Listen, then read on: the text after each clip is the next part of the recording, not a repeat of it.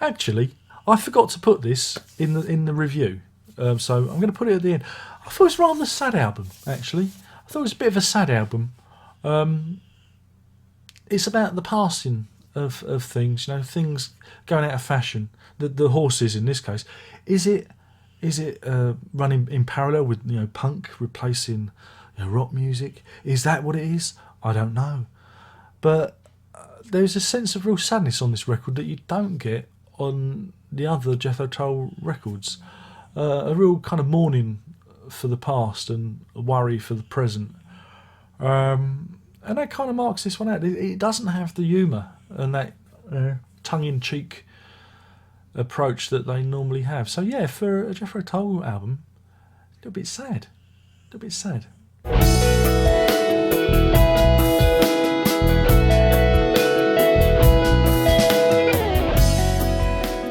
Hello, and welcome to episode 562 of Prog. Today I'm talking about Heavy Horses, the New Shoes edition by Jethro Tull. The album itself was originally released on the 21st of April 1978, which means it's coming up to its 40th anniversary. It's true. It's 11th studio album. 78.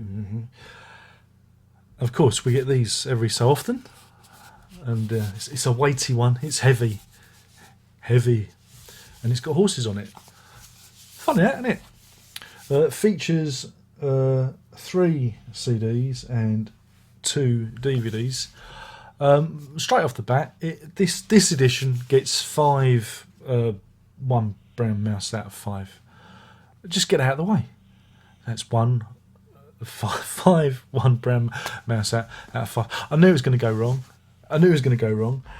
So yeah, this is because there's this trilogy apparently of folk albums in the Jethro Tull canon. That's not a canon that you fire cannonballs out of. It's you know what I mean. And the previous one, Songs from the Wood, was the beginning of that trilogy, and this is the follow-up.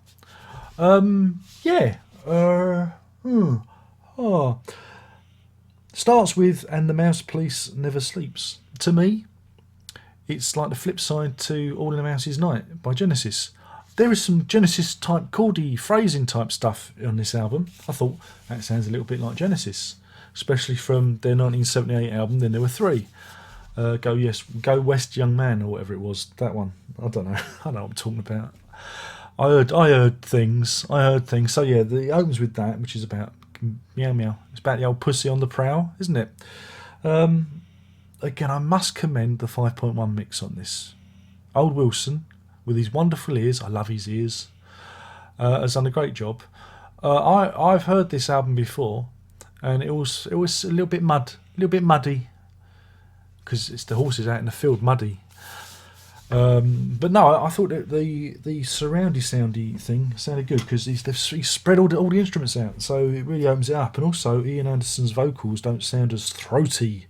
There's actually some backing vocals on here. Some BVs, as they say in the trade, and they are tastefully panned behind you, and so yeah, it doesn't sound like he's got a heavy cold. It's a more palatable, I find. I thought it was really good. This one of all of them, I thought the 5.1 remix, the remix in general was really, really good. Acres Wild is pleasant enough. I would like the Mousy one. I like the Mousy Police one. That was all right. It's a bit of fun, wasn't it? Bit of fun. Acres Wild's a good one. No Lullaby, not too. Moths I really did like. Rover's all right. One Brown Mouse. I already know that one because there's a demo of it on another of these sets, so I was familiar with that one and quite like that as well. Quite enjoy that one. And of course, the title track, Heavy Horses, which bollocks along. Again, you've got this kind of, is it folk or is it just because it's about the countryside? It's more about the countryside than anything else. And finally, Weathercock. Indeed. Of course, you get a host of other recordings. Living in These Hard Times, Everything in Our Lives, Jacqueline, Quatrain, sorry, Horse Hoeing Husbandry, say that after a wine gum, Beltane, Botanic Man.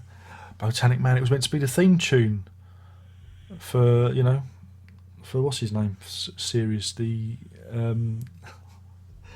Bellamy, isn't it? Mr. grapple me grape nuts, David Bellamy. Watching too much Tiswas, that was too much Tiswas, but they never used it. I used to watch Botanic Man. Yeah.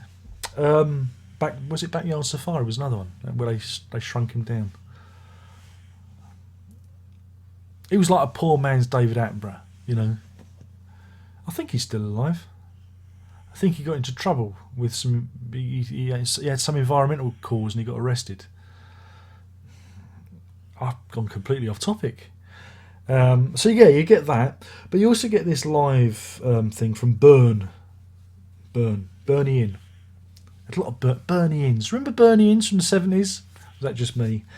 1978, and it's mixed in stereo by Jacko Jacek or Jockstrap, and it's a good gig. I enjoyed it. It's all right.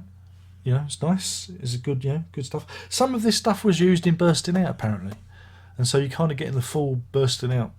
Well, Bursting Out was I think it was like a combination of gigs edited into one, whereas the Bursting Out stuff was taken from this.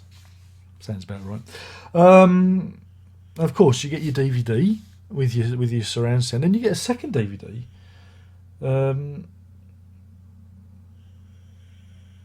With a surround sound version of the live material, which I thought was a bit of a waste of time. There wasn't really much. It didn't really add anything to it. You didn't really need it. It's not like there was pictures, it's not like it was visuals. Then I can understand it. We've had live material, live concert material in these sets before, but it's just there's a surround sound live again, and I think it's a waste of a DVD to be frankly honest. That's not a comment on Mr. Jacko's mixing. I just don't think live albums with surround sound are worth a dime. They're just, to me, they're a waste of time. Oh, you get some audience noise behind you, some ambiance. That's really not what surround sound is for. Unless it's got quadraphonic sound like a Pink Floyd concert and things are bouncing out behind you, but that's not usually the case. So for me, this could have been a 4-disc set, 3 CDs and just the one DVD. It's expensive as well. It's the most expensive one. I think it's coming in about £35 at the moment. But saying that, overall, that's my little quibble. You know me, I've got a little quibble, and I like to get my little quibble out. Remember, it's not the size, it's what you do with it that counts. That's what the missus always says.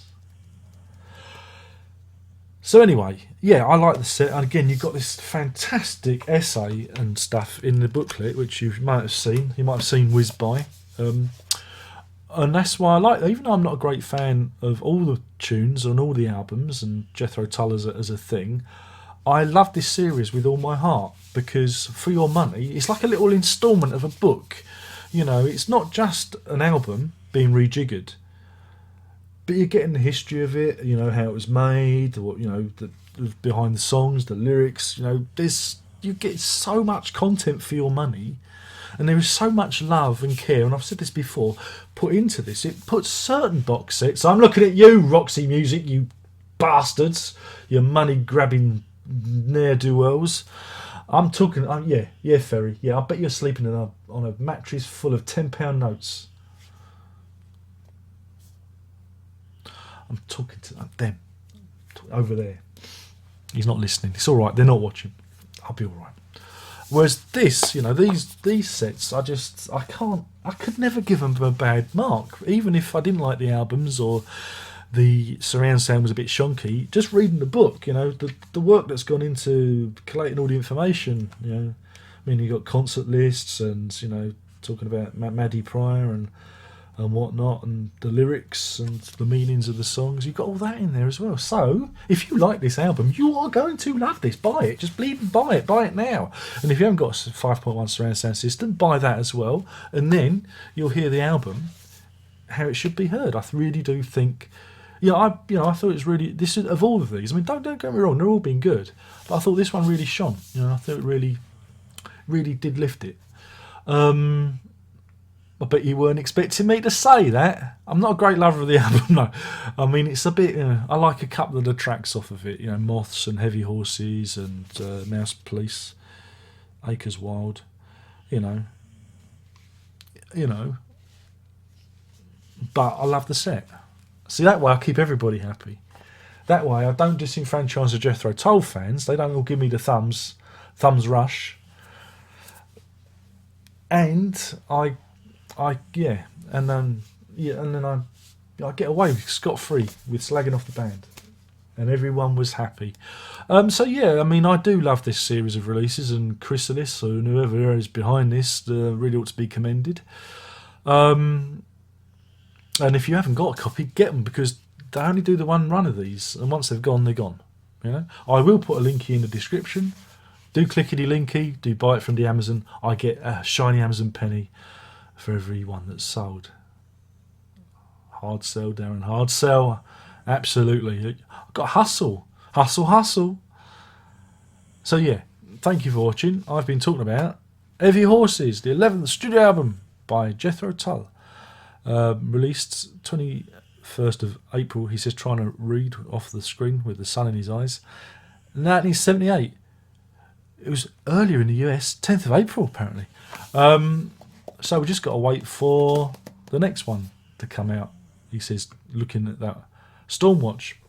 I assume that'll be out next year to make it the 40th anniversary edition, I imagine.